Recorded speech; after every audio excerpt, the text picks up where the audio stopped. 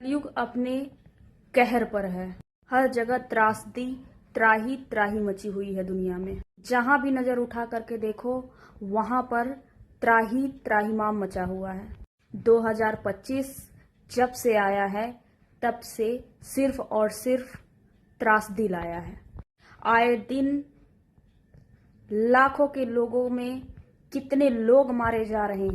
अब ना ही पूजा स्थल, ना ही हवाई जहाज से यात्रा करना, ना ही ट्रेन से यात्रा करना, ना ही कहीं घूमने जाना, ना ही पहाड़ों पे जाना, सब कुछ अब अस्त व्यस्त और सोचने पे मजबूर कर रहा है। बात कर रहे हैं, बहुत ही बुरी खबर है कि जहां हम लोग अपनी मुरादें पूरी करने जाते हैं, अपनी मन्नतें पूरी करने जाते हैं, जम्मू कश्मीर कटरा वैष्णो धाम, वहां से एक बहुत ही बुरी न्यूज आई है कि वहां पे लैंडस्लाइड हो गई है। इससे कितने यात्री वहां पर मारे गए, कितने दुर्घटनाग्रस्त हुए हैं, कितने परिवार से बिछड़ गए, कितने अनाथ हो गए, कितने नए जोड़े जो आशीर्वाद लेने के लिए गए थे वो अब हमेशा हमेशा के लिए इस दुनिया से विदा हो गए।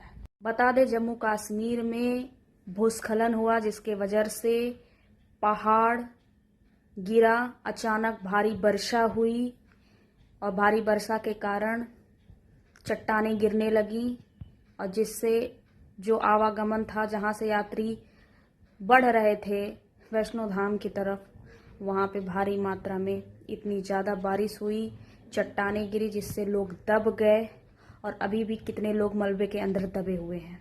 आजकल कहीं भी जाना सेफ नहीं है, इनफैक्ट अपने घर में रहना भी सेफ नहीं है। अपने घर में भी यह, आप मानिए या ना मानिए, यह कलयुग का कहर चल रहा है। अपने चरम सीमा पे कलयुग है और त्राही त्राही मची हुई है। हर जगह भूस्खलन, लैंडस्लाइड, ठीक है, विमान गिर जाना, आपदा आ जाना, सुनामी आ जाना, बाढ़ आ जाना, एक्सीडेंट्स हो जाना, आजकल ये सब आम बात है।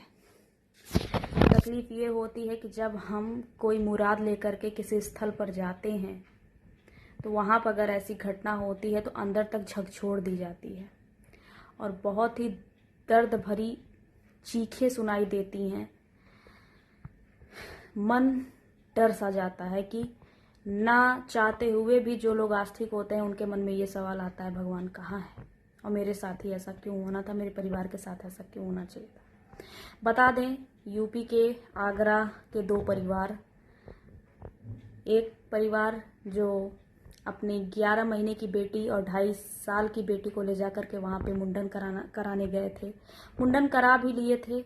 आते आते पिता लापता हैं और जो माँ थी वो मृत पाई गई और 11 महीने की बेटी वो भी ये दुनिया छोड़ के चली गई, जिसने अभी कुछ भी नहीं देखा था। एक जोड़ा जो माता का आशीर्वाद लेने आया था, वो दोनों लोग दुनिया को अलविदा कह गए। कितनी मुरादें, कितने सपने लेकर जब इंसान कहीं जाता है आशीर्वाद लेने और जब वहां पे ऐसी घटना होती है तो मन विभत्स जाता है।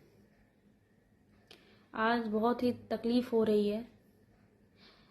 जो वहाँ के लोग वहाँ से एम्बुलेंस से आते हुए देख रहे हैं, किसी का हाथ कटा है, किसी का पैर कटा है, मिट्टी से पत्थर से लथपथ एकदम रो रहे हैं, बिलख रहे हैं, चीखे हैं। जो बच गए बच गए, जो मर गए मर गए, जो अधमरे हो गए वो अधमरे हो गए। तो आजकल दुनिया में कुछ भी असंभव नहीं है, कुछ भी हो सकता है। तो ज़्यादा से ज़्यादा अपने घर में रहें, अपने परिवार के साथ समय बिताएं और ज़िंदगी का कोई भरोसा नहीं है, कभी भी कुछ भी हो सकता है। तो जितना चाहते हो उतना जी लो, मुस्कुरा लो, वरना मौत हमारे हर पल पीछे खड़ी हुई है। हमारी पलक झपकी नहीं, वो हमारे आगे आके खड़ी हो जाएगी और हमें पता भी नहीं चलेगा। इतना दुख भरा जो हुआ है, भगवान उनके आत्मा को शांति दे और उनके परिवार को इतना बड़ा गम सहने के लिए हौसला दें। अब तो उनके परिवार में कितनी कितनी पीढ़ियाँ ये चलेगा कि वहाँ का मनता, वहाँ का मन्नत हम लोग का माना नहीं जाता है, कुछ हो जाता है। अब तो ये सब चीज़ें उनकी पीढ़ियाँ चलेंगी कि कोई दर्शन नहीं करना है, कितने नास्तिक हो जाएंगे। क्या कहें, इतनी दुख की घड़ी में कुछ कहने को बन नहीं रहा है। बस इतना ही कहेंगे, परिवार को हौसला दे भगवान और उनकी आत्मा को शांति दे। शुक्रिया।